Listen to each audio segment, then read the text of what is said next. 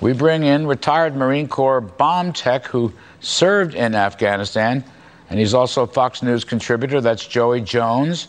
And we also have former National Security Advisor to Vice President Pence and President Trump, Chief of Staff, General Keith Kellogg. So, gentlemen, thank you very much for this. I appreciate it. Joey, it's a pleasure to meet you. I've heard a lot about you, and I appreciate your being here. What are your opening thoughts about Veterans Day? Veterans Day is a fantastic holiday, and it's a fantastic holiday because it's an opportunity to remember that veterans are people that leave the military and become a part of our community. And I think what makes this day so special is we have these parades and celebrations in every little town across the country. And it reminds us how this big country can be a lot smaller sometimes. And that's what I love about it. Like, I'm here in my hometown right now. I don't live here, but I'm here because it's Veterans Day and we're celebrating. And I think that's the thing that we can enjoy about Veterans Day is we can hash out some of these political things, decisions that our military leaders make, things of that nature. But it's also an opportunity to support the guy who works at the hardware store, who mops the floors at the local elementary school, or is the principal of the local high school. Men and women that have served this country and gone on to serve in their communities in all these different ways, and say, why can't we have every veteran come home, be a part of a community, and continue to serve in that way? And I think we can. Yeah, it's a great thought. We need to take care of the veterans when they come back. You were very badly wounded, but somehow you've come out of it with God's grace. So you are active. Is that you're doing this? You're helping fellow veterans get back into life, get back into business, get back into everything? That's the goal. And I think the general on here will agree. We're lucky. You know, we are some of the most fortunate people in the world because we've seen behind the curtain, and we understand just how fickle life is and just how precious it is. And the majority of veterans in this country, 20 million of them, are doing well and doing good things because they appreciate the really, for some of us, second chance at life we've gotten because we've come too close to death. And so I hate that the narrative of veterans is almost consumed with those among our ranks that have struggled, and we are trying to help them out. But the vast majority of veterans are walking among us and are part of who we are as a country. And they're civilians again, and they're rebuilding their communities, and it's an amazing thing to see. All right, great stuff with their values. Keith Kellogg, wonderful to see you again. Your thoughts on Veterans Day, and I want to get to McMaster's piece, which is a rough piece, but unfortunately, Afghanistan still looms over the horizon. Keith, what's it mean to you today? Yeah, well, you know, first of all, I want to tell Joey, thank you for what you've done in service and the sacrifice that you've given for a nation, and you really have. Look, one thing about veterans is they understand America because they've been in the arena. They're the ones who have gone to fight in foreign lands. You know, they've fought the barbarians out there. They've kept them at the gate, away from America. Every time a veteran deploys or a military member deploys, they carry the American flag on their shoulder. They're proud of what they've done, and it's a very small community. And I think America is lucky to have the veterans that are out there, and I wish they would turn to them even more, either as school teachers or advocates, or where they go into political life, because they kind of understand what the American ideal really is. Look, we understand we've got flaws.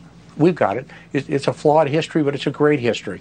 And veterans are very proud to be Americans. And I think the American public should key off the way veterans feel about their country, which is a lot of pride and honor, and understanding each veteran who they are, and what they bring to the game. You know, Keith, it just occurs to me, I mean, our service in the White House and so forth, not enough Americans have enough contact with people who are in or were in the military.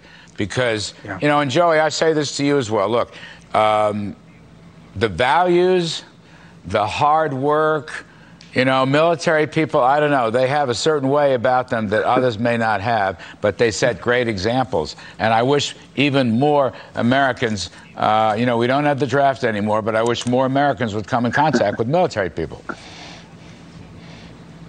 Yeah, you know, I wish they would too, because they bring so much to it. Yeah, they really do. All right, Keith, the harder one to chew is McMaster's piece in the Journal today. Honor veterans by having the will to win a war. He says, we didn't have the will to win the war. He blames 3 presidents, past and present. And It was a catastrophe. It has damaged our credibility. The Biden response, of course, has been just awful. There's been nothing. Americans are still left in Afghanistan, as has been reported. Our allies and friends still there. Your quick thoughts on this story, because it does unfortunately hang over today's, Decoration Day celebration. Yeah, and it's kind of a Debbie Downer kind of day for McMaster to say that. But look, here's what Colin Powell had it right. And we used to stress that in the White House. When Colin Powell talked about his Powell doctrine, when you fight to win. You fight with overwhelming force.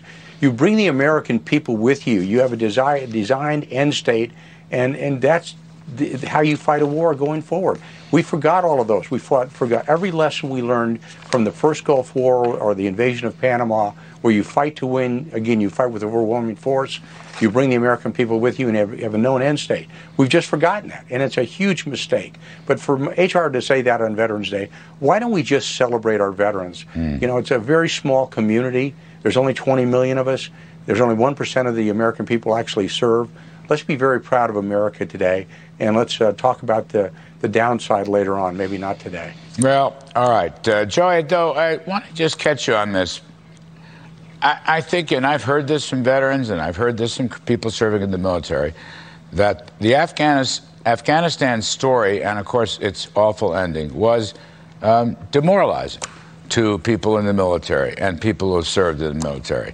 You have a thought on that? If you don't have a thought, we can dodge the whole thing. It's okay, but I got you here. What do you think about that? No, I mean, first of all, we have 13 Marines, 1 sailor, and one soldier, I believe it was. And, we're going to celebrate them in May now, and I wish that weren't the case. And so I don't mind anyone ever not letting us forget that what happened in Afghanistan should never happen again. And so I understand that of it. I don't think we fought a 20-year war. I think we fought 10 two-year wars, because in this country, politicians learned really quickly defense strategy can become a stump speech and a way to get elected in midterms for presidential elections.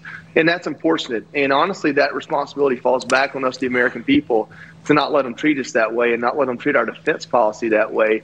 It isn't enough to sit up there and chant, bring our troops home. It isn't enough to sit up there and chant, go kill them all. We have to get more than that as far as answers and explanation from our leaders before we go out and deploy troops and start a war, or more importantly, in our case, try to finish a war. All right, well said. Listen, fellas, I appreciate it very, very much. Joey Jones, thank you so much. Keith Kellogg, always great to see you. All right, folks, coming up.